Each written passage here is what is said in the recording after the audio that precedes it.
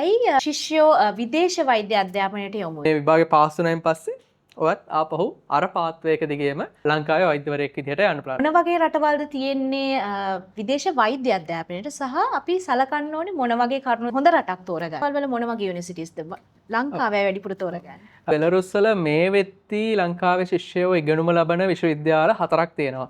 ග්‍රොත්නෝ state medical university, Gomel state medical. ඔයාලට පුළුවන් ඕනනම් සැප්තැම්බර් ගිහිල්ලා ඉගෙන ගන්න පටන් ගන්න. එහෙම නැත්නම් ඔයාලට පුළුවන් පෙබරවාරි ගිහිල්ලා ඉගෙන ගන්න පටන් ගන්න. ඒක තමයි ඉස්සර තිබ්බ ප්‍රශ්නේ. රෂ්‍යා යනවද බෙලරුස් යනවද? රෂ්‍යා යනවද බෙලරුස් යනවද?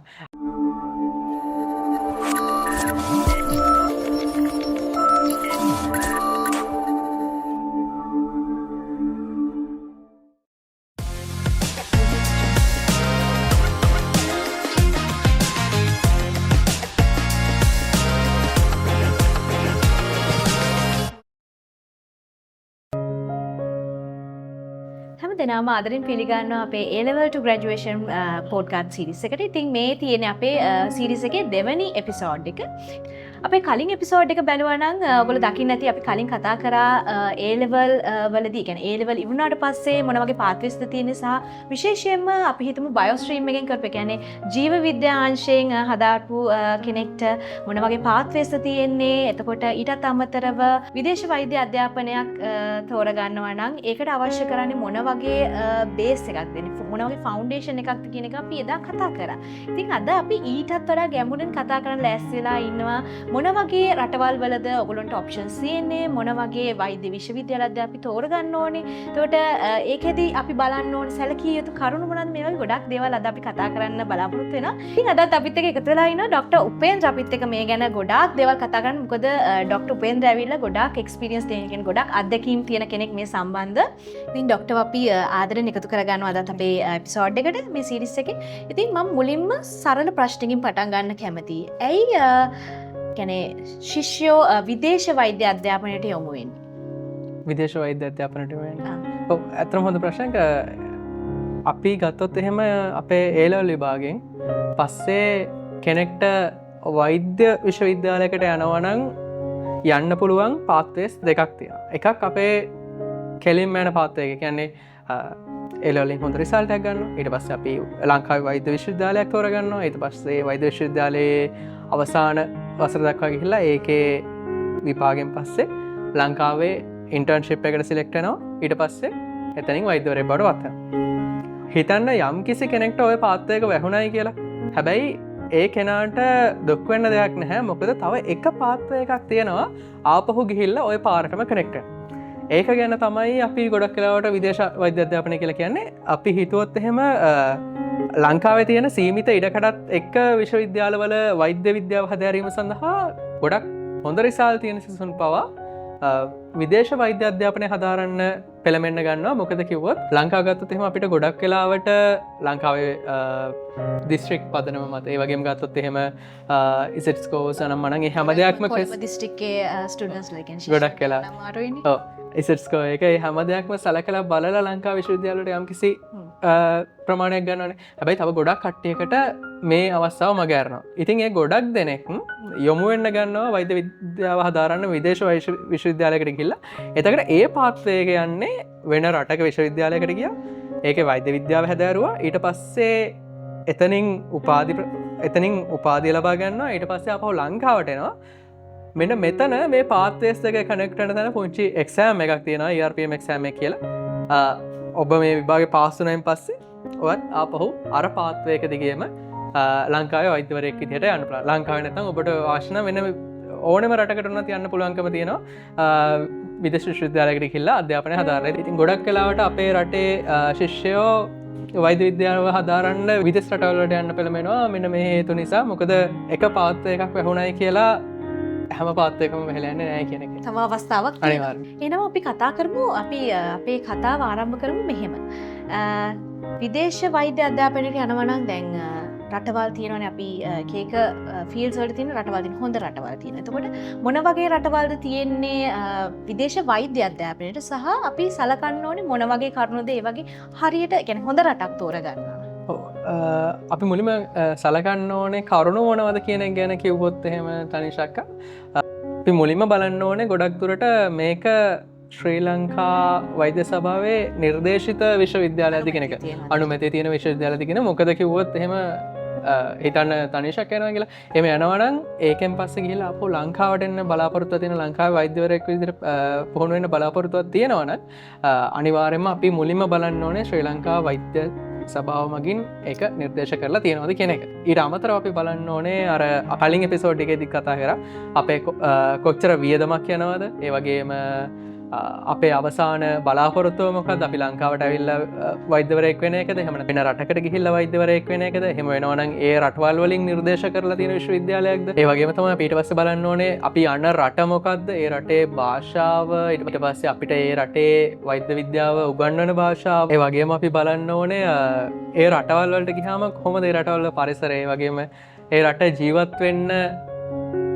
සුන්දර රටක්ද කියන එක අනිවාර්යම. එතකොට ඔය හැම දෙයක්ම සලකලා බලලා මම හිතනවා විශ්වවිද්‍යාලයක් තෝරගත්තොත් ඒක හොඳම තීරණයක් වෙයි කියලා. ඔව් අනිවාර්යයෙන්ම ඒත් එක්කම එන අනිත් ප්‍රශ්නේ තමයි කොහොමද අපි හොඳ විශ්වවිද්‍යාලයක් තෝරගන්නේ විශේෂයෙන්ම වෙන රටක යනවා නම් විදේශ රටක යනවා නම් මොන වගේ විශ්වවිද්‍යාලයක්ද මොකද වෛද්‍යවරයෙක් වෙනනේ අපි විශ්වවිද්‍යාලය තෝරගන්නේ ඒක නිසා කොහොමද හොඳ රටක් කියන්නේ මොන වගේ විශ්වවිද්‍යාලයක්ද තෝරගන්නේ? ඔව් මම හිතනවා ඒ පැත්තෙන් බලපුවම සේෆස්ම චොයිස් එකක් තමයි අපි කවුරුහට පුළුවන් ගවර්න්මන්ට් යුනිවර්සිටි එකක්ම තෝරගන්න. අපේ රටේ නොවෙන්න පුළුවන්. නමුත් වෙනත් රටකට ගියාම يعني එක්සැම්පල් එකක් විදිහට ගත්තොත් එහෙම අපි අපේ මම ඉගෙන ගත්ත යුනිවර්සිටි එක ඒ රජයේ විශ්වවිද්‍යාලයක් ස්ටේට් යුනිවර්සිටි එකක්. ඒ වගේම තමයි රෂ්‍යාවල තව තියෙනවා. ඒ වගේ තමන් ඉගෙන ගන්නේ ගොඩක් වෙලාවට අර ගවර්න්මන්ට් යුනිවර්සිටි එක නම් ගොඩක් වෙලාවට ඒ යුනිවර්සිටිස් වලට එක පැත්තකින් තියෙන පිළිගැනීම තියෙනවා. අනිත් පැත්තෙන් ආරක්ෂාකාරී තීරණයක් මොකද යුනිවර්සිටි වැහෙන්න එහෙම මුකුත් වෙන්න ප්‍රශ්නයක් එන්න තියෙන එහෙම අවස්ථාවක් නැති නිසා. ඒ වගේම තමයි නංගිල මලිලා බලන්න ඕනේ අර අලුතෙන්ම ආපු ඒ කියන්නේ සමහර ළමයි අහලවත් නැති විශ්වවිද්‍යාලවලට ළමයි යන්න බලාපොරොත්තු යන්න හදනවා. ඒ වගේ දේවල් වලින් ගොඩක් දුරට වැළකෙන එක ආරක්ෂිතයි. ඒ වගේම තමයි බලන්න ඕනේ අපි තමන් ඒ විශ්වවිද්‍යාලයෙන් මීට කලින් සීනියර්ස්ලා ඇවිල්ලා තියෙනවද? ඒ වගේම ඒ සීනියර්ස්ලා යම්කිසි රිසල්ට් එකක් පෙන්නලා තියෙනවා ලංකාවට ආවෙන් පස්සේ. ඒ වගේම තමයි ඒ විශ්වවිද්‍යාලවල කොහොමද තියෙන රෑන්කින් ඒ වගේම කොහොමද ඒවට තියෙන ක්ලිනිකල් එක්ස්පෝෂර් එක තමන්ගේ වෛද්‍ය අපි වෛද්‍ය අධ්‍යාපනය හදාරන්න යන්නේ ඒ පැත්තෙන් කොහොමද මේ විශ්වවිද්‍යාලය හොඳ තැනක තියෙනවද කියන එක අපි අනිවාර්යයෙන්ම හොයලා බලන්න ඕනේ. අපි ආරක්ෂාකාරී විදිහට වෛද්‍ය අධ්‍යාපනයට විශ්වවිද්‍යාලයක් තෝරගන්නවා නම් අනිවාර්යෙන් මොකද වෛද්‍යවරයෙක් වෙනවා කියන්නේ ඇත්තටම ගොඩක් වෙලාවට නෙමෙයි ඇත්තටම වෛද්‍යවරයෙක් කැප වෙන්නේ සහ වැඩ කරන්නේ ගොඩක් වෙලා පේෂන්ට්ලත් එක්කනේ. එතකොට ඒකෙදි අපි ගොඩාක් සැලකිලිමත් වෙන්න ඕනේ විශ්වවිද්‍යාලය තෝරගන්න ඉතින් තමන්ගේ ඉගෙනීම් කටයුතු කරද්දී මොන වගේ විශ්වවිද්‍යාලයක්ද තියෙන්නේ සහ ඒ විශ්වවිද්‍යාලයේ පිළිගැනීම කොහොමද? එතකොට ඒකේ තියෙන බෙනිෆිට්ස් එතකොට ඔයාට ඉගෙන ගන්න තියෙන දේවල් මේවා සැලකිය යුතු දේවල් ගොඩක් තියෙනවා. ඉතින් ඒ වගේම මම අහන්න කැමති ලංකාවේ ශ්‍රී ලාංකික ශිෂ්‍යයෝ මොන වගේ යුනිවර්සිටිස්ද මෙඩිසින් ඉගෙන ගන්න කියන්නේ වෛද්‍යවරයෙක් විදිහට ඉගෙන ගන්න මොන වගේ රටවල් වල මොන වගේ යුනිවර්සිටිස්ද ලංකාවේ වැඩිපුර තෝරගන්නේ? අද අපි මේ එපිසෝඩ් එක කරද්දී මේ මොහොත වෙද්දී ශ්‍රී ලංකා වෛද්‍ය සභාවේ නිර්දේශිත විශ්වවිද්‍යාල වෛද්‍ය විද්‍යාව හැදෑරීම සඳහා 55ක් තියෙනවා. මගේ මතකය හරිනම් එතකට ඒ 55 ගත්තාම එක එක විශ්වවිද්‍යාල වල ඉන්න ශ්‍රී ලංකා ශිෂ්‍ය ගාන වෙනස් වෙනවා. ඒ වගේම තමයි මේ වගේ amount එක හැම දෙයක්ම වෙනස් වෙද්දී මම දකිනවා ගොඩක් වෙලාවට අපේ ලංකාවේ ළමයි යන්න පෙළඹෙන විශ්වවිද්‍යාල රටවල් දෙකක් රෂ්‍යා සහ බෙලරුස් කියන්නේ මොකද ගොඩක් වෙලාවට ප්‍රසිද්ධයි. and ඒ වගේම තමයි රාජ්‍ය විශ්වවිද්‍යාල ඒ හැම දෙයක් ගැන බලපුවාම මම වැඩියෙන්ම දකින්නේ රෂ්‍යා බෙලරුස් ඒ දෙක තමයි තෝරගන්නවා වෙන පිවා. ඔය එතකොට අර කිව්වා වගේ රුසියාව ඒ වගේම බෙලරුසියාව වගේ රටවල් ගොඩාක් කියන්නේ වෛද්‍ය විශ්වවිද්‍යාලයක් තෝරගන්නවා නම් ගොඩක් ශ්‍රී ලාංකික සිසුන් පිරිසක් යොමු වෙන විශ්වවිද්‍යාල තියෙන රටවල් දෙකක් තමයි ඒ රටවල් දෙක. එතකොට මේ රටවල් වලට යොමු වෙනවා නම් කියන්නේ දැන් ශිෂ්‍යෙක් අදහසක් ගත්තොත් මේ රටට තමයි මම මේ යන්නේ කියලා. එතකොට ඒ අදාළ කියන්නේ රුසියාව හෝ බෙලරුසියාව රටවල් දෙකේ තියෙන යුනිවර්සිටිස් මොනවද කියන්නේ විශ්වවිද්‍යාල මොනවද සහ ඒ ගැන විස්තර කරොත් අපි දැන් බලන් ඉන්න ශිෂ්‍යයෙක්ට ලොකු අදහසක් ගන්න පුළුවන්. ඒක ගොඩක් වැදගත් වෙයි මේ වෙලාවේ. අනිවාර්යෙන්. අපේ නංගිල මල්ලිලා ගොඩක් වෙලාවට මම දකිනවා කියන්නේ අපේ රෂ්‍යා බෙලරුස් කියන රටවල් දෙක තෝරගත්තාම එතර බෙලරුස් ගත්තොත් බෙලරුස්සල මේ වෙත්ති ලංකාවේ ශිෂ්‍යයෝ ඉගෙනුම ලබන විශ්වවිද්‍යාල 4ක් තියෙනවා. Grodno state medical university, Gomel state medical university, ඒ වගේම තමයි බෙලරුසියන් ස්ටේට් මෙඩිකල් යුනිවර්සිටි සහ විටෙබ් ස්ටේට් මෙඩිකල් යුනිවර්සිටි කියලා. රෂියන් මෙඩිකල් යුනිවර්සිටිස් ගත්තොත් එතනදී බෙලරුස්වලට වඩා වැඩි ප්‍රමාණයක් තියෙනවා. එතනිනුත් මම දකිනවා අපේ ලංකාවේ ශිෂ්‍ය වැඩි වශයෙන් නිම වෙනවා පේනවා රෂියන් විශ්වවිද්‍යාල ගත්තාම තුව ස්ටේට් මෙඩිකල් යුනිවර්සිටි ඒ වගේම තමයි කොර්ස් ස්ටේට් මෙඩිකල් යුනිවර්සිටි කියන විශ්වවිද්‍යාල වලට. ඊට අමතරව තව ෆස්ට් මොස්කෝ ස්ටේට් මෙඩිකල් යුනිවර්සිටි ඔය වගේ තව විශ්වවිද්‍යාල කීපයක් තියෙනවා. බට් වැඩි වශයෙන්ම ලංකාවේ ශිෂ්‍ය යොමු වෙන විශ්වවිද්‍යාල දෙකකට රෂියාවල තියෙනවා මම දකිනවා තුව එකයි ඒ වගේම කොර්ස් එකයි. ඔව් දැන් අපිට අදහසක් ආවනේ මොන වගේ යුනිවර්සිටිස් වලද කියන්නේ මොන වගේ විශ්වවිද්‍යාල වලද ගොඩාක්ම ශ්‍රී ලාංකික කියන්නේ ශිෂ්‍යෝ තෝරගන්නේ මොන වගේ යුනිවර්සිටිස්ද කියලා. එතකොට මේ විශ්වවිද්‍යාලවල මොකක්ද තියෙන වෙනස? මට විස්තරයක් කිව්වොත් ඇතම කිවොත් ඔය ප්‍රශ්නය මගෙන් අවුරුදු 3කට 4කට කලින් හොත් එහෙම මං හිතන්නේ මට එච්චර ලොකු අයිඩිය එකක් නෑ. හැබැයි අවසාන අවුරුදුවලදී මට පුළුවන්කම හම්බ වුණා අපේ බෙලරුස් ගත්තොත් එහෙම බෙලරුස්වල ඔය විශ්වවිද්‍යාල එකෙන් එකට ගිහිලා යාළුවන් හම්බෙන යාළුවත් එක්ක කතා කරන්න ඒ හැම දෙයක් එක්කම මට ඒ කියන්නේ බෙලරුස්වල තියෙන විශ්වවිද්‍යාල ගැන අය මං හිතන්නේ හොඳ අත්දැකීමක් තියෙනවා. පැහැදිලිව ඒ කියන්නේ හොඳ නොලෙජ් එකක් තියෙනවා කියලා මම විශ්වාස කරනවා. ඒ වගේම තමයි රෂියා ගත්තොත් එහෙම රෂියාවල ඉන්නවා මගේ යාළුවෝ කීප දෙනෙක් කර්ස් එකේ වගේම තුව එකේ වගේම අනිත් විශ්වවිද්‍යාලවල. මම ඇත්තටම මේ එපිසෝඩ් එකට එන්න කලින් මම යාළුවෙන් ඇහුවා මේ ඇයි ඔයාලා ඔය විශ්වවිද්‍යාල තෝරගත්තේ මොනවද විශේෂ හේතුනේ? ඇයි ඔයාලා අනිත් විශ්වවිද්‍යාල තෝරගත්තේ නැත්තේ? ඔය වගේ දේවල් එක එතනත් මම හිතනවා මට යම්කිසි අයිඩියාවක් ආවා කොහොමද මොනවද නංගිල මල්ලට දැන් මේ වෙලාවේදී කියන්න ඕනේ කියන එක. මම ඒකත් එක්ක එකතු කරලා පුංචි ඩ්‍රාෆ්ට් එකක් හදලා තියෙනවා. මම හිතන්නේ ඒක අපිට ස්ක්‍රීන් එකේ පෙන්වන්න පුළුවන් මේ වෙලාවේදී මම ඒකත් එක්කම කියලා යන්නම්. බෙලරුස් වල තියෙන කිව්වා මම විශේෂයෙන් විශ්වවිද්‍යාල 4ක්. ඒකෙනුත් වැඩියෙන්ම ශ්‍රී ලංකන් ශිෂ්‍යයෝ යොමු වෙන විශ්වවිද්‍යාල දෙක විදිහට මම දකිනවා ග්‍රොත්නෝ ස්ටේට් මෙඩිකල් යුනිවර්සිටි සහ ගොමෙල් ස්ටේට් මෙඩිකල් යුනිවර්සිටි. ඒ වගේ තියෙන විශ්වාසනීයත්වය සහ අධ්‍යාපනික පසුබිම ඒ හැම දෙයක් ගැනම සලකලා බලලා. ඉතින් අපි මුලින්ම කතා කරොත් මම මුලින් පටන් ගන්නකො මගේ විශ්වවිද්‍යාලයම Grodno state medical university. Grodno state medical university ගත්තාම ඔයාලා මේ වෙද්දී ග්‍රොත්නෝ ස්ටේට් මෙඩිකල් යුනිවර්සිටි එකට එන්ට්‍රි රික්වයර්මන්ට්ස් විදිහට තියෙනවා. ඔයාට ලංකාවේ A level කරා නම් ඔයාට අවම වශයෙන් C2යි S1ක සාමාර්ථයක් තියෙනවනේ. මම හිතන්නේ ගොඩක් වෙලාවට මේ යුනිවර්සිටිස් වලට යන්න C2යි S1ක සාමාර්ථය අවශ්‍ය වෙනවා. විශ්වවිද්‍යාල කීපයකට ඇරුණාම ඔයාලා බැලුවොත් එහෙම ලංකාවේ වුණත් වෛද්‍ය විද්‍යාව හැදෑරීම සඳහා තියෙන අවම සුදුසුකම් විදිහට ලංකාවේදී සැලකන්නේත් C2යි S1. ඒ වගේම තමයි ඔයාලා වෙන රටකට ගිහිල්ලා මේ අපි කියන මේ ස්ටේට් මෙඩිකල් යුනිවර්සිටිස් වලින් වෛද්‍ය අධ්‍යාපනය හදාරනවා නම් එතනදිත් බහුතරයක් විශ්වවිද්‍යාලවල සැලකෙන එන්ට්‍රි රික්වයර්මන්ට් එක C2යි S1ක් ඔයාලට තියනවාද A level විභාගයට කියන එක. එහෙම නැත්නම් මම දන්නවා ලංකාවේ ගොඩක් දෙනා ලෝකල් A level වලට අමතරව ලන්ඩන් A level කරන නංගිල මල්ලිලත් ඉන්නවා. ඒ කට්ටිය ගත්තොත් එහෙම ඒ කට්ටියට C2යි D එකක්. ඒ කියන්නේ ලංකාවේ A level කරනවා නම් C2යි S1ක්. ලංකාවේ ලන්ඩන් A level කරනවා නම් C2යි D එකක්. ඔයාලගේ රිසල්ට් එක විදිහට තියෙන්න ඕනේ. බයෝසයින්ස් කරලා. ඒ වගේම තමයි ඔයාලා ග්‍රොත්නෝ ස්ටේට් මෙඩිකල් යුනිවර්සිටි එකට යනවා. ඔයාලට තියෙනවා මේ වෙද්දී ඉන්ටේක්ස් දෙකක්. ඔයාලට පුළුවන් සැප්තැම්බර් මාසෙදී එක ඉන්ටේක් එකකට ජොයින් වෙන්න. ඉන්ටේක් එකක් කියන නම් එමල්ලි ඔයාලට විශ්වවිද්‍යාලයට ඇතුල් වෙන්න පුළුවන් කාල සීමාව. ඒ කියන්නේ ඔයාලා ගිහිල්ලා ඉගෙන ගන්න පටන් ගන්න කාල සීමාවල් විදිහට තියෙන ඒවා. ඒ කියන්නේ ඔයාලට පුළුවන් ඕනනම් සැප්තැම්බර් ගිහිල්ලා ඉගෙන ගන්න පටන් ගන්න. එහෙම නැත්නම් ඔයාලට පුළුවන් පෙබරවාරි ගිහිල්ලා ඉගෙන ගන්න පටන් ගන්න. එතකොට අවුරුද්දට දෙපාරක් ඒ අවස්ථාව හම්බ වෙනවා. අවුරුද්දට දෙපාරක් ඒ අවස්ථාව හම්බ වෙනවා. අවුරුදු 6ක් තමයි අපේ ග්‍රොත්නෝ ස්ටේට් මෙඩිකල් යුනිවර්සිටි එකේ සම්පූර්ණ අධ්‍යාපන කාලය.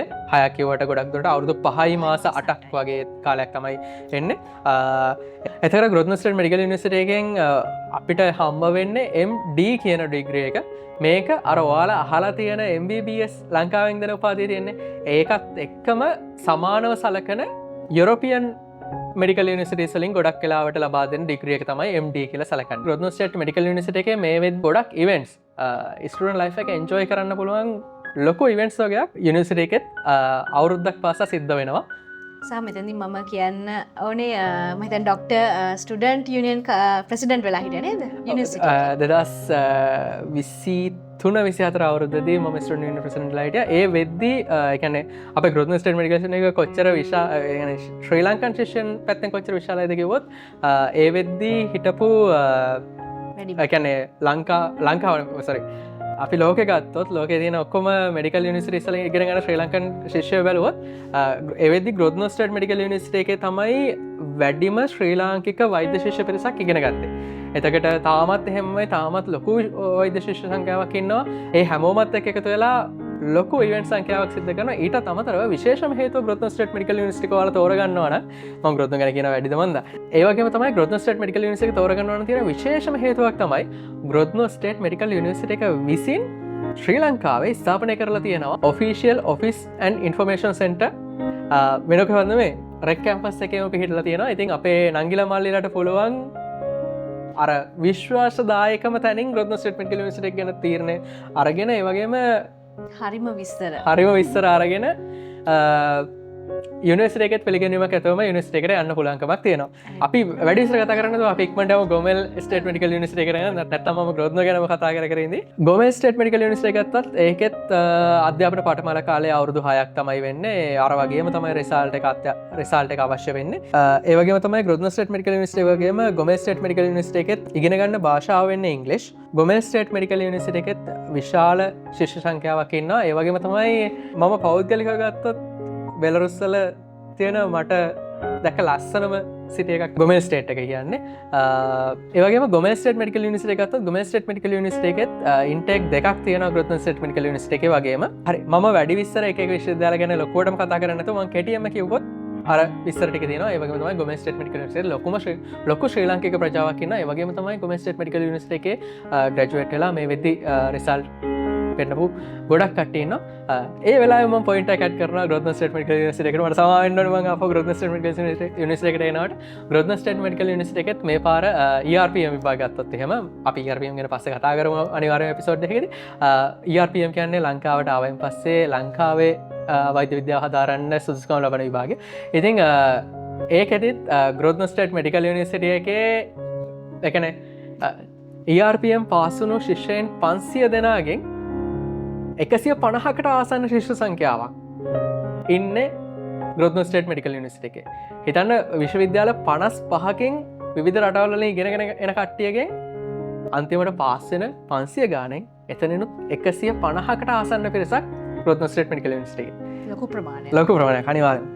ඊට පස්සේ අපි රෂියන් යුනිවර්සිටිස් වලටත් වැඩි වෙලාවක් ගන්නතෝ යමු. රෂියන් යුනිවර්සිටිස් ගත්තාම ගොඩක් වෙලාවට අපේ ශිෂ්‍යයෝ යොමු වෙන එක විශ්වවිද්‍යාලයක් තමයි ට්වර්ස් ස්ටේට් මෙඩිකල් යුනිවර්සිටි එක.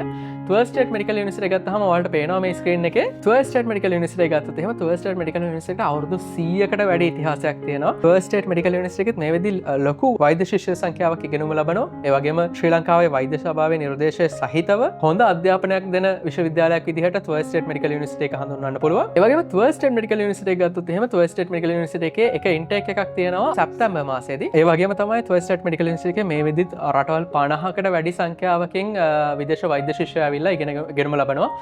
හොඳ පිළිගැනීමක් තියෙන විශ්වවිද්‍යාලයක් කියලා කියන්න පුළුවන් ට්වර්ස් ස්ටේට් මෙඩිකල් යුනිවර්සිටි එක. ඒ වගේම තමයි කුර්ස්ක් ස්ටේට් මෙඩිකල් යුනිවර්සිටි එක ගත්තොත් එහෙම ඒකේ විශේෂ හේතුවක් තියෙනවා. මේක ලෝකේ තියෙන টොප් ලෙවල් මෙඩිකල් යුනිවර්සිටි එකක් කියලා සලකනවා වගේම තමයි මේ විශ්වවිද්‍යාලෙන් ට්‍රිපල් ක්වොලිෆිකේෂන් කියලා දෙයක් හම්බ වෙනවා. මොකද්ද මේ ට්‍රිපල් ක්වොලිෆිකේෂන් එක කියන්නේ කියලා කිව්වොත් එහෙම ට්‍රිපල් ක්වොලිෆිකේෂන් කියන්නේ ඒකෙදී දැන් ඔයගොල්ලෝ ඇප්ලයි කරන්නේ කියන්නේ ස්ටුඩන්ට් කෙනෙක් ඇප්ලයි කරන්නේ අතරම ડોක්ටර් කෙනෙක් වෙනනේ වෛද්‍යවරයෙක් වෙන්න තමයි ඇප්ලයි කරන්නේ ડોක්ටර් ඔෆ් මෙඩිසින් කියන ප්‍රෝග්‍රෑම් එකට. නමුත් එයාට හම්බ වෙනවා UK level 6 කියන ක්වොලිෆිකේෂන් එකයි මාස්ටර් ඔෆ් පබ්ලික් හෙල්ත් කියන ක්වොලිෆිකේෂන් දෙකම හම්බ වෙනවා එකපාරට. මොකද කිසිම වියදමක් නැතුව හම්බ වෙන්නේ සහ කාලයක් ඔව් MD ඩිග්‍රී එකට යන කාලෙමයි යන්නේ. ඒකට පොඩ්ඩක් වැඩිපුර වැඩ කරන්න වෙනවා හැබැයි. ඔව් අනිවාර්යෙන්. ඉතින් ඔය වගේ තමයි ප්‍රධාන යුනිවර්සිටිස් අපේ ලංකාවේ ළමයි යන විශ්වවිද්‍යාල ගැන කතා කරන්න තියෙන්නේ. 55ම ගැන කතා කරත් එහෙම මට දවස් 30 කතා කරන්න වෙනවා. ඉතින් අපේ ලංකාවේ ළමයි වැඩි වශයෙන් ඒවට යන්න සහ ඒ වගේම ඇවිල්ලා ලොකු රිසල්ට් එකක් දාන්න හේතුවක් තියෙනවා කියලා මම විශ්වාස කරනවා. ඒ විශ්වවිද්‍යාල වල තියෙන ක්වොලිටි එක සහ ඒ විශ්වවිද්‍යාල වලින් අනිවාර්ය පහසුකම් මේ වගේම කොහොමද මෙඩිකල් එඩියුකේෂන් එක මේන්ටේන් කරන්න කියන එක. ඉතින් මං හිතන්නේ මං කියන්න ඕනේ විශේෂම කරුණු ටික ඔක්කොම ටික වගේ කිව්වා. අපේ කවුරු ළමයෙක් විශ්වවිද්‍යාලයක් තෝරගන්නවා. මීට අමතරව ගොඩක් විස්තර මං හිතන්නේ අපිට කාට හරි වෙන විශ්වවිද්‍යාලයක් ගැන දැනගන්න ඕන අනිවාර්යයෙන්ම රෙක් එකට ඇවිල්ලා ඕනෙලා කහලා දැනගන්න පුළුවන් කියලා මම විශ්වාස කරනවා. ඒ වගේ අපිත් ඒ වගේම තමයි ඒ කාලේ ඇවිල්ලා හැම දෙයක් ගැනම හොයලා බලද්දී අපි හැමෝටම හිතගේ විශ්වවිද්‍යාල තිබ්බා රෂියාව බෙලරුස්. ඔය දෙක තමයි ඉස්සර තිබ්බ ප්‍රශ්නේ. රෂියාව යනවද බෙලරුස් යනවද? රෂියාව යනවද බෙලරුස් යනවද? අන්තිමට බෙලරුස් තමයි තෝරගත්තේ. ඉතින් මම හිතන්නේ ගොඩක් වෙලාවට මේක බලන කෙනෙක්ට තියෙන ප්‍රශ්නේ ඔක වෙන්න පුළුවන්. ඉතින් විශ්වවිද්‍යාලවල ඇත්තටම තියෙන ප්‍රශ්නයක් ගොඩක් වෙලාවට අහනවා. එතකොට ඔයාලට තීරණය කරගන්න මම හිතනවා මේකෙන් ලොකු උපකාරයක් වුණායි කියලා. ඒ වගේම මම හිතනවා ඔයාලා මේ යන ගමනට වෛද්‍ය විද්‍යාව හදාරන්න මම හිතනවා අපේ මේ එපිසෝඩ් එකෙන් ලොකු හෙල්පයක් වුණා කියලා. අපි තව කතා කරන්න ගොඩක් දේවල් තියෙනවා මම හිතන්නේ. අනිවාර්යෙන්. මොකද ගොඩාක් විස්තර අපි මෙතනින්දත් කිව්වා මේ එපිසෝඩ් එකේදී කතා කරලා සහ අපිට අර හරිම පොඩි කාල වේලාවක් නිසා හැමදේම කතා කරන්න අමාරුයි. අපි අර කියන්නේ ප්‍රධානම දේවල් කියලා අපි අදහසක් දුන්නා. එතකොට අපේ බලන් ඉන්න කෙනෙක්ට අයිඩියා එකක් ගන්න පුළුවන් මොකද්ද මේ යුනිවර්සිටි එක කියලා රෆ්ලි අයිඩියා එකක් ගන්න තමයි අපි මේ එපිසෝඩ් එකේදී විශේෂයෙන්ම අපි මේ එපිසෝඩ් එකේදී ફોකස් කරන්නේ. ඉතින් මම හිතනවා අදහසක් ගත්තා සහ මේ වෙලාවේ අයිඩියා එකක් තියෙනවා මොන වගේ රටවල්ද මොන වගේ විශ්වවිද්‍යාලද තියෙන නිසා ඒ පහසුකම් කොයි විදිහටද තියෙන්නේ කියලා. ඒ වගේම විශේෂයෙන්ම මතක් කරන්න ඕනේ ගොමෙස් ස්ටේට් මෙඩිකල් යුනිවර්සිටි එකේ ඔෆිෂියල් ඉන්ෆර්මේෂන් සෙන්ටර් එක තියෙනවා රෙක් කැම්පස් එකේ. ඉතින් සහ බ්‍රොඩ්නෝ ස්ටේට් මෙඩිකල් යුනිවර්සිටි එකේ ඔෆිෂියල් ඔෆිෂල් ඉන්ෆර්මේෂන් සෙන්ටර් එක තියෙනවා. ඉතින් රෙක් කැම්පස් එකට ඇවිල්ලා නිවැරදිම තොරතුරු දැනගන්න ඔයගොල්ලන්ට පුළුවන් රෙක් කැම්පස් එක හරහා. ඊට අමතරව ඔයගොල්ලන්ට තියෙන ඕනම ප්‍රශ්නයක් රෙක් කැම්පස් එක හරහා ඔයගොල්ලන්ට දැනගන්න පුළුවන්. සහ මේ එපිසෝඩ් එකත් මම හිතනවා ගොඩාක් දුරට අදහස් දැනගන්න ඔයගොල්ලන්ට ගොඩාක් විස්තර දැනගන්න උදව් වෙන්නේ නැති කියලා. ඊට අමතරව මොන හරි තව විස්තර දැනගන්න තියෙනවා නම් ඔයගොල්ලන්ට ස්ක්‍රීන් එකේ පේන නම්බර් එකට කෝල් එකක් දෙන්න පුළුවන්. එහෙම නැත්නම් ස්ක්‍රීන් එකේ ඩිස්ප්ලේ වෙන ඇඩ්‍රස් එකට කියන අපේ ලොකේෂන් එකට ඇවිල්ලා රෙක් කැම්පස් එක විසිට් කරලා තව විස්තර දැනගන්න පුළුවන්. මම හිතන්නේ අපි මේ එපිසෝඩ් එකේදී කතා කරපු ගොඩක් දේවල් වලින් අදහසක් එන්නේ නැති මොකද්ද මම මොන වගේ රටක්ද තෝරගන්නේ සහ මොන වගේ විශ්වවිද්‍යාලයක්ද තෝරගන්නේ කියලා මගේ වෛද්‍ය උපාධිය සඳහා. ඉතින් අපි ඊළඟ එපිසෝඩ් එකේදී කතා කරමු මෙතනින් එහාට අපි මොන වගේ දේවල්ද මොන ස්ටෙප්ස් වලටද අපි යන්න ඕනේ කියලා. ඉතින් ගොඩක් ස්තුතිවන්ත වෙනවා අද අපිත් එක්ක එකතු වුණාට ડોક્ટર උපේන්ද්‍රට සහ ડોક્ટર උපේන්ද්‍රත් එක්ක තවත් අපේ එපිසෝඩ්ස් ගොඩක් තියෙනවා. ඉතින් ඒවත් නරඹන්න අපි ආරාධනා කරන ඔයගොල්ලෝ හැමදෙනාටම ඉතින් ගොඩක් ස්තුතියි. To pursue and make your dream a reality, contact Rec Campus today and apply now. For more details, please log on to www.reccampus.com. Email info@reccampus.com. Hotline 071 110 1010.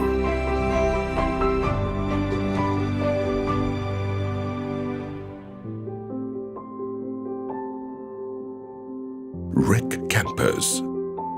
We make your dream a reality.